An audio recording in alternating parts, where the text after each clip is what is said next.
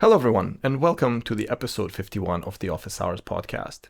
Today, in the first half, we talked a little bit about startups and my thoughts on startups, even though I haven't been in one for quite a while, but I still remember some things from that time. And in the second half, we tackled the topic of retirement and whether or not there is some specific age by which you should get retired and things of that nature. So if any of that is of interest to you, stick around and I hope you enjoy it. Thanks. Hello, everyone, and welcome to the episode 51 of the Office Hours podcast. We're happy to welcome back Mo, and let's see what we're going to get up to today. Hey, Mo. Hi Vasily, how you doing? Doing well, doing well. I was at my alma mater uh, on Wednesday because I do like the mentoring for BCIT Student Association. They have like a Okay. student mentorship program, student alumni thing, and they had like a little kickoff dinner for the current cohort. So that was kind of neat. Uh, I was talking to some people there from student association, like the administrators, and they said that when they asked which, I said I'm a mentor, and it's like, oh, which program? I'm CST. I was like, wow, really? It's so hard to get people from CST. And I was like, yeah, Yeah, because they're introverted, antisocial nerds. So yeah, if you're a BCIT alumni, the student association can help can get some help as far as like mentors are concerned. that'd be nice. I can relate to this. Like, yeah, you know what? I think being a mentor requires a certain form of personality. I think there are skills to it, and I feel like maybe some personality also can help you be a better. Because like, I don't think it's just like anybody can do. I don't know. Like again, like I don't know if anyone can just do this. Because you need to be vulnerable enough and also be um,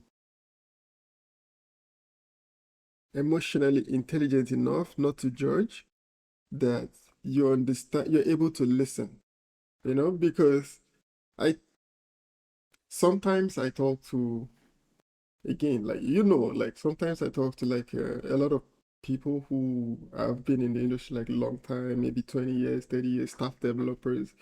And I notice like different patterns in different people. Some people are happy that you come to them to ask them for their experience. Some people are just looking at you like, why are you wasting my time? Some people, it's a little bit of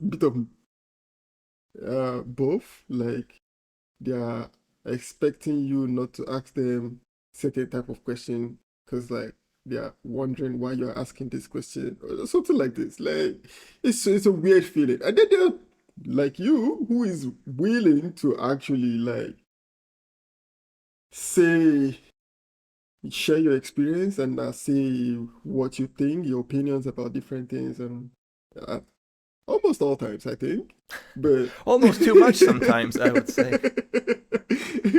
and yeah, so I think it's a different personality. I Yeah, believe. probably. I mean, there's certainly skill to it, which I think you can develop. But anyway, that's besides the point. I just thought that I would open with that, so it's cool. I'm gonna Yeah, have a mentee through that for next couple of months. We'll see. It'll be yeah, interesting. yeah. It would be interesting. Also, I would like to, in another time, I would like to talk to you about this. You know what? To learn more about how these things go. But anyway, another time. Today, I wanted to talk to you about something else. Yeah, about a few years ago, mm, I started a company with my brother, and we were able to achieve some things recently. And I was thinking about asking you, like, here, where we are right now in Canada, if you want to start have a startup, is that how they call it? Yeah, Yeah, startup. the startup. Yeah. Startup. What would be your plan? Like, what's your, because in the process of us doing this, like this is what we always know. Like there's difference between being a good software engineer and a good businessman. Yeah. Like if it comes to having a startup here in Canada, what are the steps that you would you would go through um to have this? Yeah, fair enough. I think the steps are basically same regardless. It's just like the opportunities that you can have are going to be different from country to country, right? Uh, and it is definitely like having somebody with business acumen on the team is crucial. Without it, like it's really easy to think that you have a great engineering idea, but in practical terms, in terms of like market research, understanding who your target audience is, like who your customer is, that's an entirely different skill set. And usually, normally people don't have both to an equal degree. So that's why I guess there are so few solo entrepreneurial endeavors out there, because you just can't cover everything.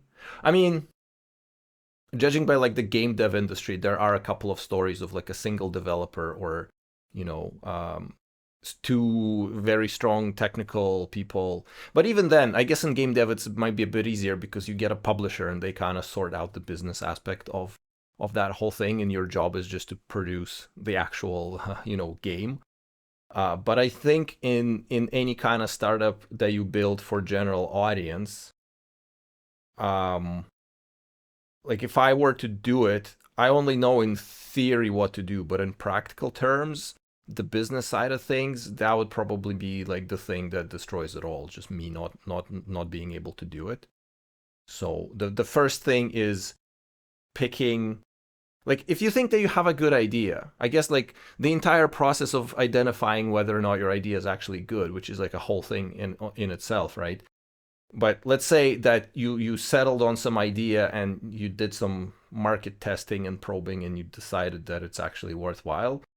I think like picking your partners is probably the other biggest contributor to your eventual success or failure, um, because that determines quite a lot. And also the how to put this, I can probably just go on my personal experience, which is very limited in terms of startups and especially in terms of like co-founding that stuff.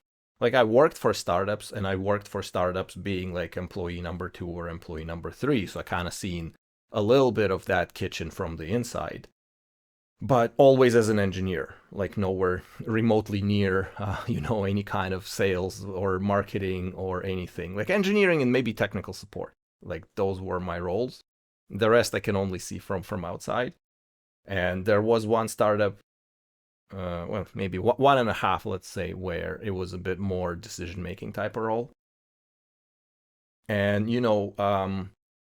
one of them basically did not find the niche that we thought that it would cover, or rather it did, but like we realized that there's no money to be made in that area. It was kind of like for funsies maybe, but as a money making enterprise, that's not going to work out.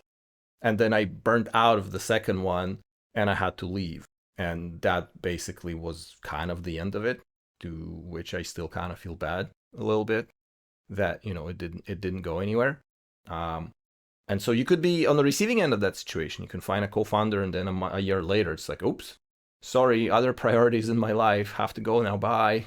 So that's a possibility, and you kind of have to be very careful. And they say that like an insane amount of startups fail, like 95 to 98%, right?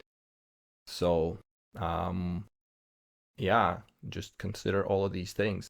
And I think we talked about it before, like in a few of the very early episodes. I remember kind of having some of these points. And since I haven't really done a startup since, I don't think I can contribute much more beyond that. But yeah, like don't spend more money that you have to. And in fact, if you can avoid spending any money at all, that's probably the best. Uh, And if you can bootstrap it, it's much better than getting funding, because then you get if you are successful in a venture funded one, you only get to retain a very, very small percentage of that. Um, and the other side of it is like, if you get venture funding, you think, oh, we have so much money, we can just buy everything we need, and that tends to change focus, and you start doing dumb things, and it just adds more dials and levers that if you align them in the wrong way, the whole thing kind of goes to shit. So kind of have to keep it small, lean, tight. Don't spend much money or more than you have to. Have enough money so you can sustain yourself during that process, because like if you have to work a full-time job and work on a startup, unless you have some insane time management skills and self-management skills, in a sense that like you can take care of yourself, your well-being, your mental state, your hygiene, like all of these things at the same time. It's like a very difficult thing to do. And yeah, I don't know if there's any particular age at which there's a good time to do a startup. I think you probably don't know enough by the time you're 18, and you're too tired by the time you're 40. So you're like mid 20s to mid 30s is probably like the sweet spot in terms of amount of energy and time, and Yeah. willingness to suffer poor living conditions and pour everything you have into this thing. Um, but in terms of process, you just sit down and you do it. There's really not like you know, un- unless things are being done, nothing will get done. So you can Yeah, discuss it all you but want, you can pitch it to investors all you want, but until you actually like just sitting down in the trenches writing code to make it a reality, nothing's gonna happen. this is this is like the fundamental part of it. Yeah. So to give you more context, when I came to like my first year here in I had the plan to start a company to build a company like this, and but I quickly noticed like it's a bit different from where I'm coming from, and I don't want to get too much into the details of what we did over there, but or what we do, but here like I noticed like the plan is a bit different, because like here there is like all these programs. There are some certain programs that you can get into with your ideas. Like I think there are also some like incubator programs, stuff like this. And I think one time, at the company where we met, I was talking with the CEO at the time, and then he was trying to share some of the experiences with me. But it was it didn't feel straight. Like how do you say? Like I felt like there was a lot. There's a lot to learn about it. I think to have a startup here is different from. It's very, very different from being an engineer. Like you could be very good, like your product could be really good, even, but you need to learn how to do startups. Yeah, and I think This from is this from is from like what I heard myself, and from other people, like from what I've seen in our, because for the second startup that we were doing, we were kind of tentatively trying to solicit some funding, and basically, uh, there's very little money in Canada for IT startups compared to like Silicon Valley, United States. Just the relative sizes of our economies dictate that they just have more money to spend on mhm, these things. mhm. Well, okay, granted, the project we were doing was 10 years ago, so the economic conditions for both countries were drastically different compared to what they are today. So I can't speculate about what is happening right now. But considering how our economies are kind of going a bit parallel in lockstep, like it's not like we're suddenly making that much better, or Canada is doing that much better compared to the US, or vice versa. So it's probably still true in terms of like a relative amount of money in each country that's available for startups. And the other thing that I found or heard, more likely heard, because we never really gotten to that stage, but it's way more red tape in Canada Like in the valley, if you secure funding, you can get your money like next week, basically, and start spending it to build your business. And in Canada, there's just like everyone's kind of like, we need a little bit of this and a little bit of that. Can you provide this? Can you provide that? So it just goes back and forth with all the paperwork and everything, and it just drags out a really, really long time. So if you have some sort of idea that you want to get off the ground quickly, it doesn't sound like you can do it easier here. At the same time, there's various programs and government programs that you can kind of apply for where, the government is going to pay half of your developer's salary if they're like students or something like that. So there's like Yeah, there's this. various ways of getting a little bit extra. But the other thing too is, uh, again, in the same theme of spending as little money as possible. It's like if you have to hire people, people are very expensive in Canada. I imagine that they are very expensive in US too, but in Canada they're quite expensive, especially for the amount of money that we make. Hmm. All of the taxes and deductions. It's like it all adds up. So you have to pay them well to keep them. And if you're bootstrapping, you probably don't have that much money. And so if you are going to be getting somebody, you want to be getting somebody who's really good, who can take you to where you need to be quicker. I think a lot of people have this idea that's like, oh, hey, my cousin knows coding, therefore, we can take it where we need to take it. Or, oh, we'll hire a bunch of students and the province will pay half of their salary. So that's like getting 4 people for the price of one. But at the same time, if you're getting junior developers, you're going to spend more time babysitting them instead of giving clear direction of what needs to be done, and it's going to get done, right? So you're going to be taking longer to arrive at where you need to be, and you can't afford. I think with startups, basically the thing is like your runway determines everything. It's like how much money do you have before you have to shut down, right? So Yeah. if you can hire somebody and pay him twice as much and do it like if you can spend the same amount of money in a shorter period of time to get the exact same result, I think that's better because the shorter the time period, the fewer risks are going to be part of the picture. Because like if you drag it out into like from 6 months, you take it into 2 years. A lot can happen in 2 years. Your developer can get hit by a bus in 2 years, right? But the chances of that They could happening are quit. shorter in 6 months, so it's better. From that Yeah. perspective alone, the less exposed you are to various risks and the shorter your time frame, the better are your chances, I would say. Um, Yeah. Yeah. You know what? I'm gonna try to I think maybe I can come up with more specificity, like specificity. That's the word, yeah, that right? works. Yeah, on what I really want to know about it, because like I was hoping like I could get like some general ideas from you, like about how to do it, but I think I get what you're saying. Like there is also like you have to plan for what you want to do, and also like try to find like the good resources, because I think the resources, finding people to work with you here in Canada can be a challenge because I've been there too. I know sometimes, like when you say finding the good people to work with you, I could really instantly relate to this because if I worked with a startup, I would want to know like the startup, the the person is making good business decision because this is my career on the line too. This is not charity as well. Like, Yes.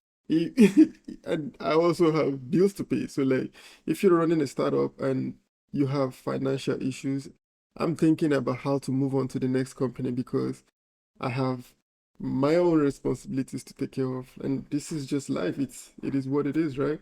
And also, like, even if you find a good person, like everyone wants to at some point move to the bigger stage or like to play in the bigger leagues, and Yeah. maybe they could find opportunities outside of your company. Meanwhile, to keep them there, and when you say good, they probably know they are good. So like, how do you what do you offer to make them stay? Like imagine like you work in a startup where you earn a certain amount and this is just what you Yeah. earn. And then some company with like mid-sized company or like a bigger company comes with like 1.5 of your current offer, like, bruh, or double Well, your. but okay, so I think one benefit of a startup is that you are more okay. So if we're talking from a perspective of the founder, right? I think founder's job in a lot of way is just constant risk mitigation, because I was gonna kind of highlight it from two different sides, like from founder's aspect and from like if you decide to work for a startup. Like if I decide to work for a startup, I can probably get a role or a title and responsibilities that go with it that I would have much harder time getting at a bigger company. Like, Mm, if you're at a certain level, if you're joining a startup, you can probably just bump up to a next level by joining a startup, because not many big companies are going to let you do that unless you go through some grueling process of internal promotion or whatever, or you already have a experience in that area. It's like you have to have experience before we hire you, but in order to get experience, you need to be hired. Like that whole thing, right? Like a company is not going to just hire you as a CTO if your next skill was like director of engineering. But if you're a director of engineering and you join a startup, you can probably swing a CTO role. So there's like that kind of what's the word I'm looking for? Uh, you know, so you can but does show it count off. though? Well, Does I it mean, count? it counts, Bec- because if because you if you if you acquire these skill, like it.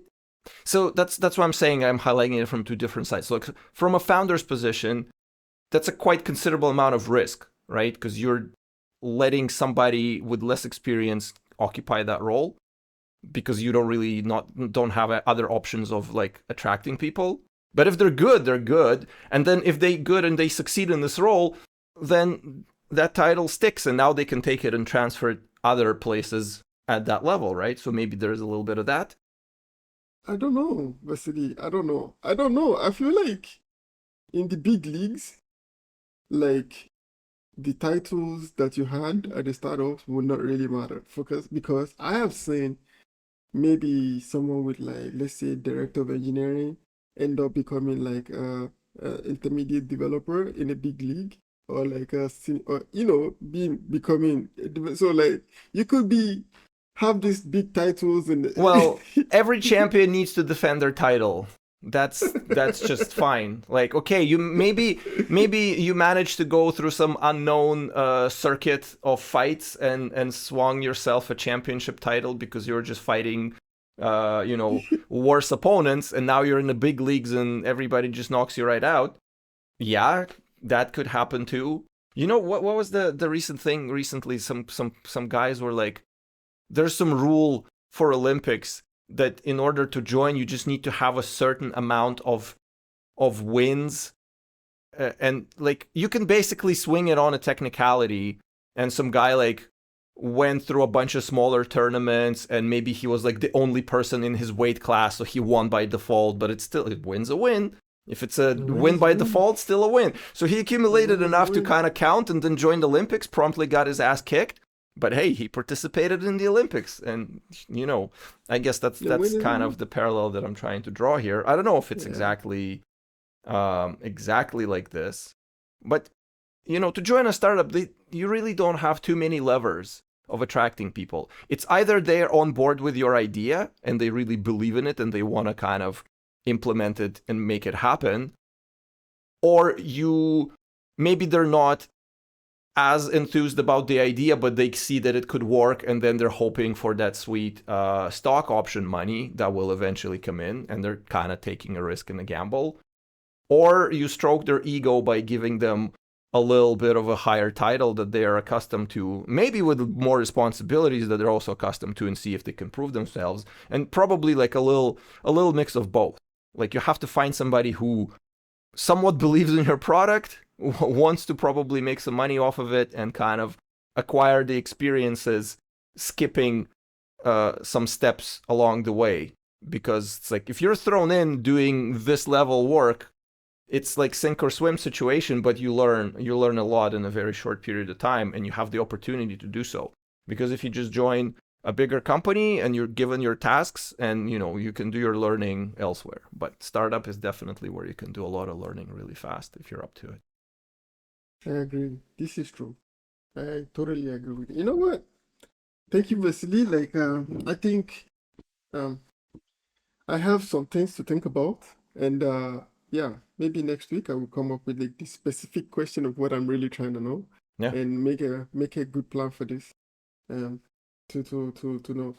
There's also another question that I wanted to ask you. I saw this on this is social media stuff, but I want to know your opinion. Someone asked a question. Um, at what age should a like in our industry, software engineers should retire? And I saw some interesting takes, but I want to hear your opinion first before I start sharing the takes.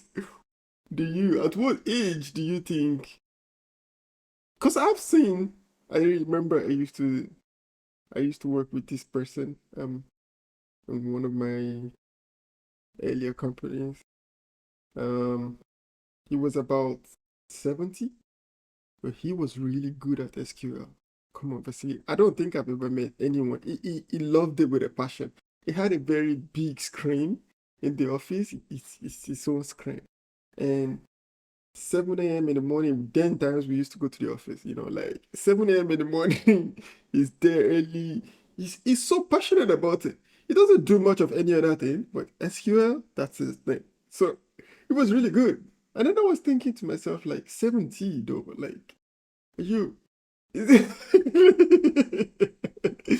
But at what age do you think you should retire from this? But like, is there really an impetus to retiring? Like, do you have to retire or do you want to Ikigai. retire?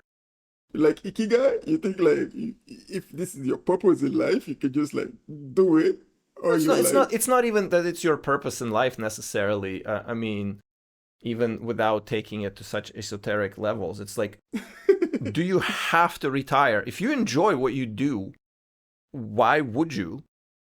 I guess like people normally they retire if they just get too kind of tired and bitter of the thing they do, or they're forced, like, unless you're like forced into retirement by some external factors, like maybe, I don't know, poor health, or you just maybe you got laid off, you can't find jobs because it's harder to get a job if you're older. I mean, fact, it's hard. The older you are, the harder it is to find a job, especially in IT.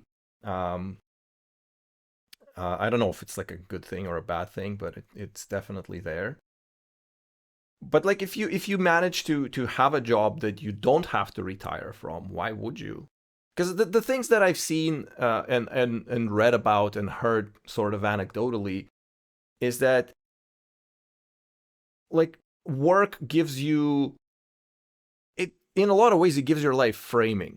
It gives you the structure and like the discipline, and you have your tasks, and you have something to look forward to, and you have some reward out of it. And as soon as you retire, like pretty much all of that goes away. It's like that puffer fish from Finding Nemo, where they like float to the top in that little balloon, and now he's like, well, now what? mm-hmm. And the now what becomes the question of your existence. Like, what do I do now? If you're retirement age, you're like in your 60s. Your children are probably have children of their own. They're all grown adults, and you have nothing to do. If you have hobbies, maybe, but I mean, my Oh, dad's you're soft. retired. I can't tell. I can't say that it's like some sort of glorious financial extravaganza being retired. Like, they're pretty constrained with their money, so it's not like, even Mm, if you have hobbies, you have to pick something that you can do without like too much, monetary involvement. And I've seen a lot of people, like, as soon as they retire, well, I haven't seen a lot of people, but I have seen instances where like people retire and they kind of almost, it feels like they lose the desire to continue. And I think it's been pretty well known that like when people retire, older people, like, they retire and then they like die soon after, a couple of years later, because they have nothing to live for anymore, and it's just like, well.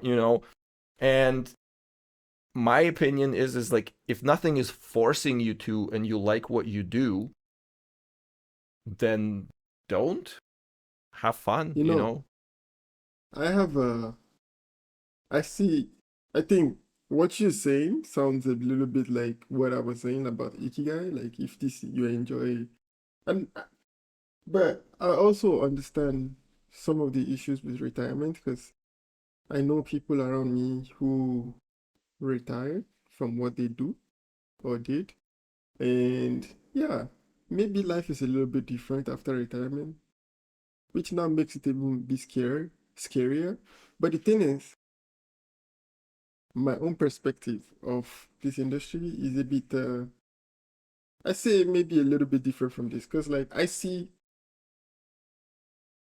there should be some form of steps like that you take in, say for example, I imagine like you could work as a developer for like a few years and maybe I don't know if it's possible to do this for 50 years. Like, you know, I don't know. I just don't think or 40 years. I don't know if it's like sustainable because of like one, the amount of um it seems a little bit like a pressure. Like there's some level of adrenaline, some level of pressure to it and like timing constraint and like also sometimes I imagine it like I'm not complaining or anything. I'm just saying like at different levels of your age, I feel like you're able to give more. And like as you get older, maybe like the amount of energy that you're able to put into might be reducing or something like this. So this is why I'm thinking of it like this, you know? Like I remember like a few years ago, I mean, I shouldn't be saying this because like I'm still very young. So I remember like a few years ago, like sometimes it's just all I can think of, you know, like any form of coding, data science, machine learning, everything. Like, I just want to do it all, you know, and I would just sit in front of the computer all day and not even, this is the only thing I'm enjoying, you know. And as I'm getting older now, I still do this, learn a lot of things, and have a lot of like, get a lot of experience. But I find like my I have more responsibilities as time is going on, like more responsibilities to myself, to my partner, like different things, like, and I started to think about it, you know, like if I have, if we have like, let's say hypothetically, someone with a, oh, okay, again, I remember one time I was talking with one of my friends who recently have kids. He have like a baby two even, and we were talking about it and he was telling me some of his struggles. It was like, oh, he doesn't feel he's not able to go as hard as he used to, you know, like Yeah. building his own projects. Like he needs to find time for the family, he needs to spend time with his partner, he needs to have spend time with the baby, and these are all important things that you have to do as well. So I'm just trying to think about it. Like let's say you're the kind of person like you could sit like 10, 12 hours in a day to just like get things done. And now you're struggling to find like what, 4 hours? Good 3 hours in a day? like, like, how does this even affect you at work, first of all? And also affect you, let's say you're the type of person that likes to do like projects and all. Like, I Yeah. just find like the output starts to reduce as time goes on. So at what point do you start thinking like, not necessarily retire, but maybe move to a different domain, maybe like to management, to and in our industry, like the industry is big enough to switch like roles. Like you could be a developer for a long time and then maybe tomorrow you want to become an architect or like you could want to go into management Yeah. or like cloud computing, whatever you want to do, like you know, like Yeah, yeah. No, I see what you mean. I don't know. I don't think there is a prescribed age. I think that it's just so highly individualized that there's really everybody kind of makes that decision themselves. And I think when it comes to retirement, unfortunately, a lot of people are probably not aren't even able to retire these days easily, yeah, you know? yeah, that's the thing. So it's just It's like how like some people say that Rick retire. What are you talking about? Like if I lose my paycheck, I'm screwed. Like I don't have enough money to pay bills and rent and stuff. Yeah, yeah. So I think even retirement is in a lot of ways a luxury. And on top of that, in recent years, a bunch of countries have raised their like retirement age. China apparently raised the retirement age first time since 1970s, just a couple of days ago. To So what? just raised. I don't know to what. I just heard that they did raise it. Why Uh, would you even raise this? Anyway, but go because on. the country doesn't have money to actually pay off people to who retired, because modern medicine means Interesting. that more people live longer and they reach, more people actually reach retirement, and they're there to collect on what they've been paying out into the system, and there's not enough money for everybody, so they have to say like, sorry, we just have to push it further down, you just have to work a little bit longer. And but that's besides the Interesting. point. It's like the global economy that has its Mm-hmm. own drivers. And I don't know, I have a slight suspicion that maybe in another 10, 20 years, the retirement, like the government subsidized retirement, is just not going to be a thing, because economically we actually have to, the preceding generation has to make more money to cover. And if you look at like population charts by age, they kind of look like these weird Christmas trees. There's fewer people, fewer youth now that are capable of earning money and paying taxes to fund retirement compared to amount of people who are about to hit to collect that retirement. So that whole thing is a bit of a pyramid scheme by design almost. And I guess it was designed probably around, probably, I don't know exactly, but it kind of feels like post-war times, where there needed to be a way to provide security. And like I guess before those times, people just didn't really retire. Like people just worked until until they died. So it's a fairly modern concept, and retirement is kind of reserved. It's like, oh, okay, I don't know, I've been saving up all my life, now I have a bunch of money saved up, and now I can not work and just enjoy myself. But granted, at that time, if you look at the cost of living, it probably was mostly flat. So if you manage to accumulate money, you can prognosticate far into the future, say, oh, I have enough money to last me the next 20 years if I live this lifestyle, and if it's enough to last me 10 years if I live a more exuberant lifestyle, and I kind of get to pick. Now the speed of like inflation and cost of living increases is such that like if I retire right now, I can probably live for like 3 months and that's it.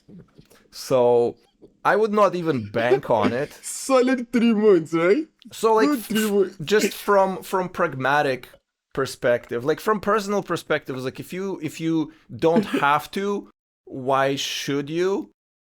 But unfortunately, it feels like a lot of people can't. It's not that they have to, they can't. They are not even able financially. Yeah, So, but and so let me just sort of yeah, tie it off. And it's like, the one thing you don't want to be by the time you hit your retirement age is to be sick and feeble. So, you have to take good care of yourself and your health, because, it's the hospital bills that will destroy you if you're sick when you're old. So try to stave yeah, that off as far as possible. Take care of yeah, yourself, eat yeah, well, work out, sleep well. It'll be much better that way.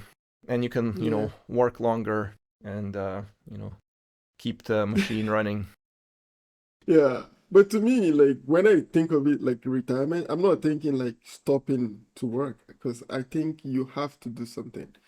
Like I think I don't really when I think of retirement, I don't think of it like, oh, you just stop working and sit on your couch and not do anything. My own point of view here is moving from the domain of being like writing codes and like being doing this for work to doing something else within the industry. Like right now, you know what? I'm curious now. If you have to choose something else to do within the industry, aside from being like um writing codes, what would you like to do? I don't know. I don't even write that much code these days. So what would you like to do? In fact, I'd probably like to write more code and not deal with all of the BS. Your life is much easier if you're just writing code. I can tell you that much. Really? Yeah, of course. If all you have to do is write code, it's the easiest. Especially if you have the skill for it. You can just crank it out in half the time it took you when you were at the beginning of your career and then just chill out. But that's not how it I've heard usually this, plays out. I've heard this many times. Like, what makes it easy? Like, wait, I enjoy. There is coding for passion, and then there is coding for work. So Yeah. coding for passion is like, yeah, you enjoy, like you just like doing whatever you want. And then there's coding for work where like there is time constraint, there is other people involved, there is issues that can Yeah. arise. Like Well, I'm gonna say that's this. Any artistic work requires constraints. If you're like any artistic person, if given complete freedom to do anything they want, will be paralyzed for the next 40 years and produce nothing. Just saying, you know? fair point. You know what? This is good. I'll keep this in mind. This is good Because work. it's Anyway, it's through the overcoming of these constraints that you can be really creative and produce like best work that you can. But if you can you just know like what? you're free to do whatever you want. Do something. Yeah, yeah. You know what? I see where you're coming from. This is really good. To be honest, I agree with you. And maybe this is why I was just thinking, you know what? It changes a lot of my thought process now. Because, like, I was thinking maybe, like, if you have, like, if you have the autonomy to decide what you do and, like, how you work, maybe it helps you to do more. But yeah, you're right. Like, sometimes, for me, I even enjoy it. I'll be honest. I enjoy the adrenaline that comes with what we do. Like, when you have like, yeah, you have to push this into production tomorrow, or like, yeah, we have 2 weeks to do this, and everyone is just like trying to figure it out, or this kind of thing. I enjoy it. How And often do you get the sweats right before you press that deploy button for prod? Every time it's like oh, yeah, oh, yeah, even though you've done it a bunch of times before, but there's yeah, still yeah, that feeling every time. It's like, oh man, I hope it goes well this yeah, time. You know? yeah. It's always there. And to be honest, I would say I enjoy the adrenaline, but sometimes I just used to wonder, like, it'd be nice to do something else at some point. Well, maybe it's just the ADHD. I don't know. Like, maybe it's just me, but we'll see. We'll Yeah, see. yeah. But I guess I was gonna ask, like, is your are your parents retired by now? yeah, they are. So what do they do? Are they living out their best life right now while they're retired compared to how it was when they were still working? Technically, I would say maybe because now they have more time to enjoy each other's company. Um, Before now, they worked in different cities, and my dad especially traveled a lot. And so now it's like a honeymoon for them. They just like Yeah. enjoying themselves. See, it's usually the other way around. It's like people live in close proximity for so long they thoroughly get on each other's nerves, and when they're retired and they have to spend time together, it's just like, you know. Yeah, yeah. I So mean, you but have to be lucky in your relationship to actually have that, where you would, as you put it, call it like a second honeymoon, where you yeah, actually enjoy each other's company versus just constantly bickering. So, but I don't know. Call yeah. your dad and be like, "Hey, Dad, what's it like to be retired?" To be honest, um, I think he's enjoying it. I think so, cause like we talk and Yeah. he seems to be. Yeah, I would say no, but again, there is a part of it because he's not just sitting at home, right? He's doing something else. Like he has like other things to do now, so he's not just like sitting at home. But But I can yeah, imagine, that's why you kind I of have could, to cultivate your life to have something to go to yeah, when you retire. Like if you don't have any hobbies, you just work and watch TV and you stop this working, the only thing left for you is watching TV. this is not good. Yeah. This is what I was saying. Like for me, I don't see retirement as like stopping to work. I think I mentioned this like in our conversation. Like, I don't see it like, oh, retirement means like you just stop working. This is not how I see retirement. I see it as like you getting to do what you actually want to do. Like, sometimes I think of work as like just a means, like to earn a certain money, you Yeah, know? yeah. Like, like Well, you do this, and then everyone probably has like that thing that they really want to do if money was not a thing. Like maybe if if for me, I've always said like I think even if I wasn't getting paid, I probably would still be writing codes. Like even if I wasn't. So maybe for me, I might do this for a long time. I don't know. Like we'll see.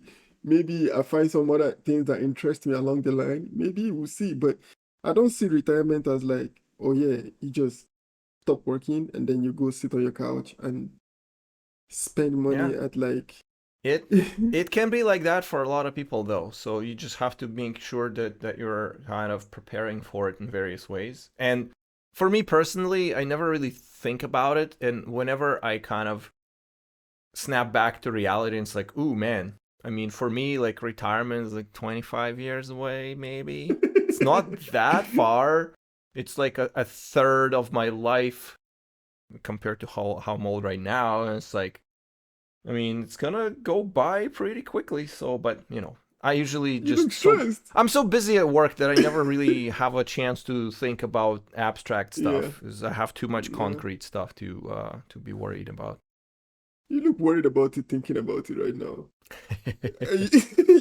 But Well, I mean, yeah, I don't know. We'll see.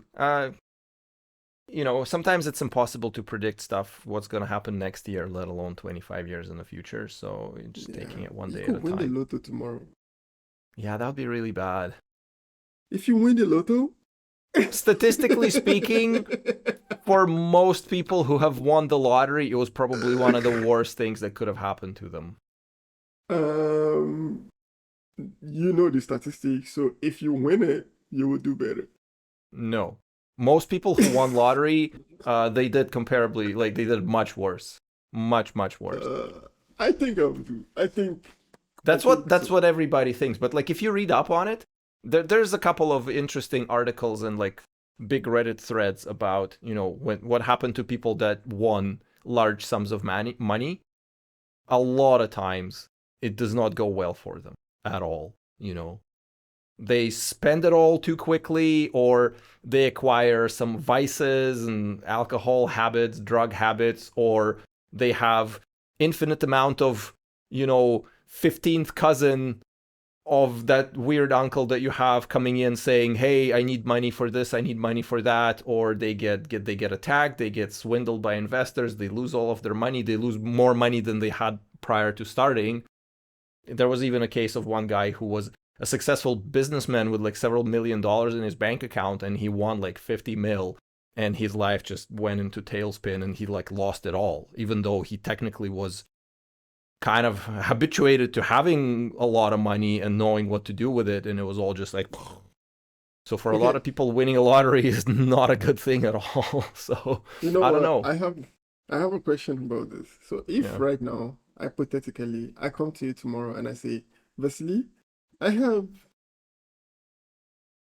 believe it, yeah? Believe it for my question to work. For my question to be good, I need you to believe Okay. Okay. it. So I come to you and I'm giving you $50 million just because I made a lot of money somewhere Yeah. and I wanted to share with you this Right. some of these riches, and I give you $50 million. Would you accept it, or would you say no? I just need $2,000. Hmm. That's a good question. I mean, that's kind of like winning a lottery. It's pretty much, well, I mean, maybe it's not exactly like winning a lottery, because in order to win a lottery, you have to buy a ticket. So you kind of have to be in the headspace to play the lottery in the first place, which I don't do. I normally don't play lottery because I kind of, well, first of all, I understand the futility of it. Like the chances of me actually winning are very small. And, for a lot of people, lot for whom like the lottery is like the one shot at what they think is massively improving their life. They play the lottery. I'm doing okay to not rely on the hope of winning a lottery. So for me, it's not exactly the same. So if you come in and say, hey, here's 15 million bucks, you can take it. Whew, that's a good question. I'm assuming you would say yes, right? You would take it. I think I would probably say yes. Yeah. So because do you my think this would? approach to it is it's not coming because the lottery ultimately there's that desire for quick riches without the effort. And that psychological profile is going to affect in a lot of ways what you do with it later.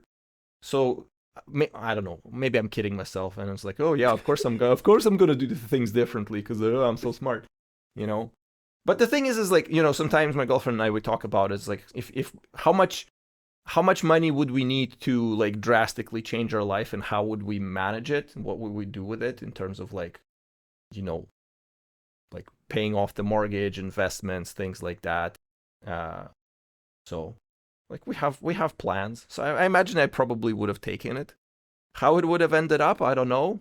But but yeah, I mean, well, Okay, no problem. So so yeah, far I'll the keep this in opportunity mind. hasn't presented itself.